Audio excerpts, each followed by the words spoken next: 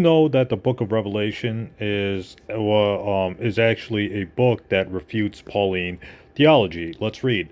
The Book of Revelation has had by far the most difficult time making it into the King James Bible or the Bible.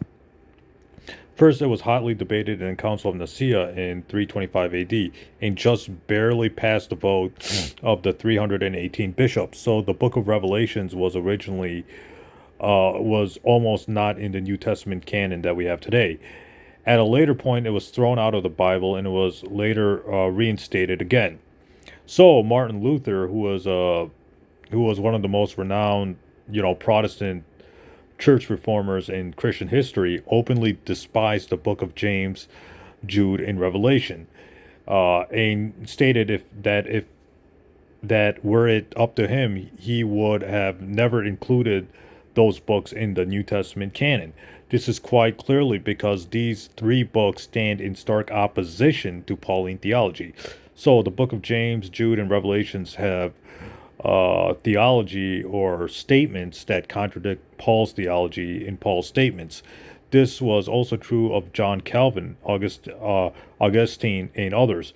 So other people besides Martin Luther openly despised or wanted to get rid of James, Jude, and Revelation because these books were very anti-Paul, especially the book of James. James is a very anti-Pauline book, or James says obey the law, while Paul wants to get rid of the law, the Old Testament law.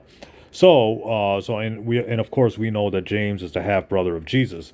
So the book of James was possibly influenced by the real apostle or the real disciple James, and we know that the book of James contradicts Paul's theology. But anyways, getting back to Revelation, the book of Revelations was likely written by the actual apostle John, at least in its earliest form. That's something I don't agree with. I think it's anonymous, but maybe, I don't know. It was also written after Paul's epistles, and there is little to no likelihood the author of Revelations, whoever he was.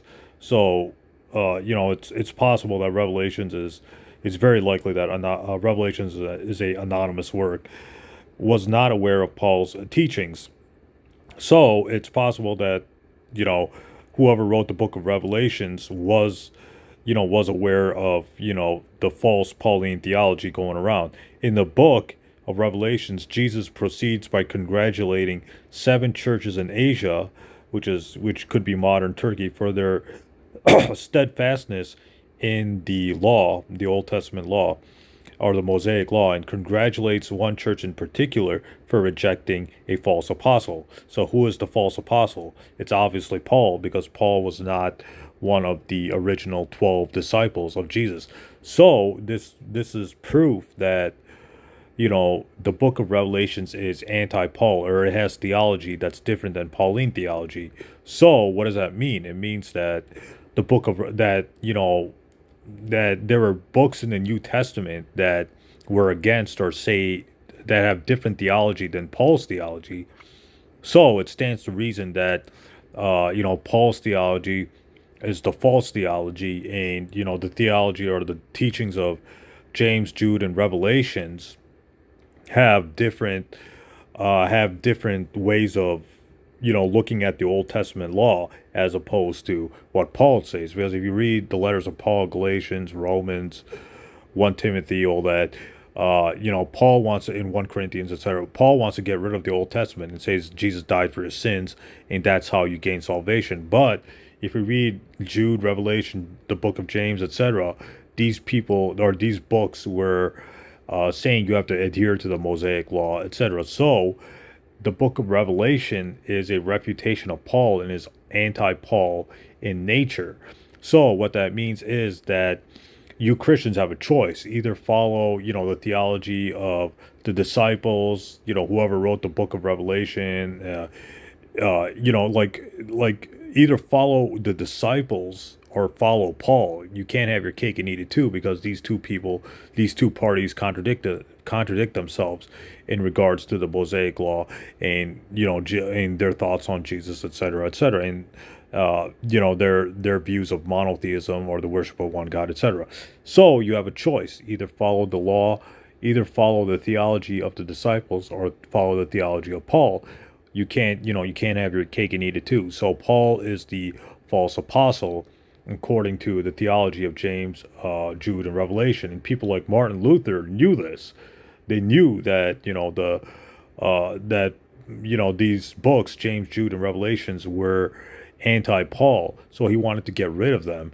So even these Christian leaders knew that there was anti-Paul theology in the New Testament books, and they wanted to get rid of these books. So you have a choice.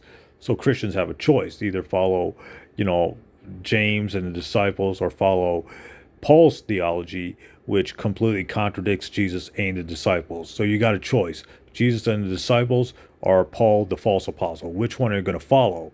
You see, so because we know Jesus and James, etc. If you read the Gospel of Matthew and the book of James or letter of James, these people were adhering to the Mosaic law. They were adhering to the Old Testament rules. They were teaching monotheism, etc., or the worship of one God. Paul gets rid of all that, and says different things that contradict themselves, and or contradict what Jesus and the disciples say. And Paul, went off the deep end, or he was making up his own theology, or he was making up his own, what do you call it, gospel, which contradicts the Jesus gospel and the disciples gospel. So you have a choice: either follow Jesus and the disciples, or follow Paul's anti-law or anti-Mosaic law theology, and his made-up version of high Christology. So you have a choice. Either follow what Jesus and the disciples say, or follow what Paul say. I don't know about you, but I'm going to reject the false apostle Paul, and I'm going to follow, or I'm going to adhere to what Jesus and the disciples said, that there's one God, and that the Old Testament laws are still binding, etc., etc. Stay tuned. More videos coming ahead.